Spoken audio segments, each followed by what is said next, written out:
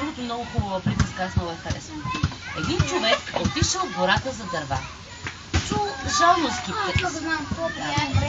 скимтене и като погледнал през талака, видял, че едно малко мече се е закачило за кралив клон. Дожаляло му на дърваря и извадил мечето от храстите. Видяла майката на мечето какво направил селянина. Отишла при него и му благодарила. Жив и здрав да си, човече, голяма добрина ми стори. Искаш ли да се побратимим? Страхувал се човек от мечката, но какво да прави? Приближил се до нея и си поговорили. Разбрали си да се срещат в гората. Сприятелили се мечката и човека, започнали често да се виждат, като се разделяли веднъж по обичай, мечката и дърваря се прегърнали и целунали в устата.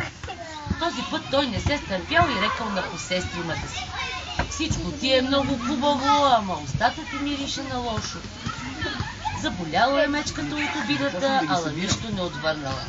Само навела глава и помолила човек: брати ме, удари ме по главата с брадвата си. Дърварят се стъписал: как ще я удари? Та нали са другари? Както не се мъчил да я разубеди. Но мечката настоявала и дори го заплашила, че ще го изяде.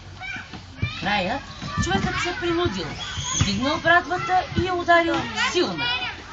Рухнала кръв, а мечката, без да пророни дума, се скрила в гората. След тази случка мечката и човекът дълго време не се видели. Дърварят често ходил в гората, но така и не срещал посестрима. След години двамата се видели, здрависали се и заприказвали. Човекът попитал: мина ли ти раната, посестримо? Коя рана? Попитала тя. Ами като те удари по главата с брадвата.